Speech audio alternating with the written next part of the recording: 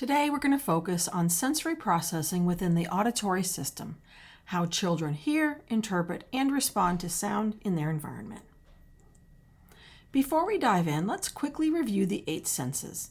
We have touch, hearing, seeing, smelling, and tasting, and the 3 additional senses of vestibular, proprioception, and interoception. Today we're focusing on hearing. When it comes to auditory processing, children typically fall into a few categories.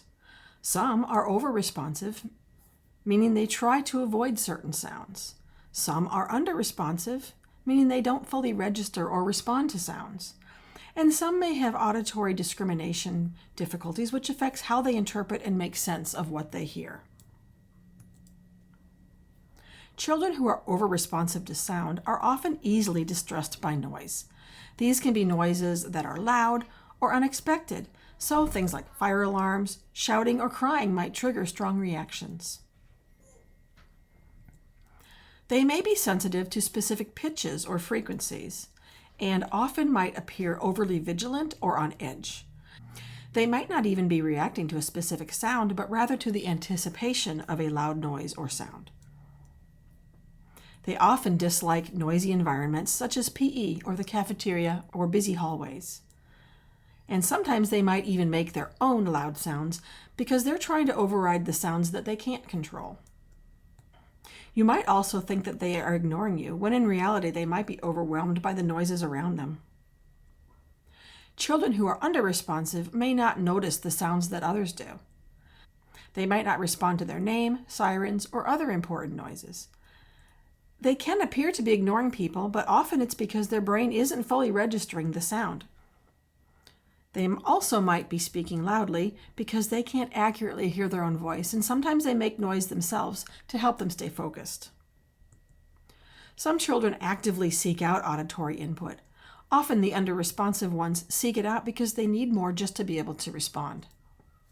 They enjoy loud or repetitive sounds, and they may create noise just for the sake of it. They often dislike quiet environments, and they might hold noise-making objects close to their ears or repeat the same sound over and over. With auditory discrimination difficulties, the challenge isn't volume, it's interpretation. These children may struggle to figure out where a sound is coming from or which sounds are important. They can have difficulty processing verbal information, which may impact following directions or even speech development. When children have auditory discrimination difficulties, it's important to work with a speech therapist. So how can we help these kids? For the children who are over-responsive, we want to reduce stress and increase predictability. Providing a calm, safe space in the classroom can help, along with tools like white noise or noise reduction headphones. It's also helpful to prepare the child for what sounds to expect, since unexpected noise is often a big trigger. You can offer and provide earmuffs or headphones. They're basically the same thing. Headphones are more for the music, but they have noise-canceling features, and earmuffs are what you might see a construction worker wearing to help reduce the impact of loud noises on their hearing. Seating matters. Place them away from doors or windows, noisy classmates. This can make a big difference. And oftentimes the noises that you don't think people should notice, like a refrigerator clicking on, might be a huge distraction for them. When giving instructions, wait for a quiet moment, keep your language simple, and use visual supports when possible. For children who are under-responsive, the goal is to increase awareness and attention. Using visual supports can help reinforce verbal instructions. It's important to get their attention first, so position yourself in front of them before speaking. Sometimes allowing headphones with music can actually improve their focus.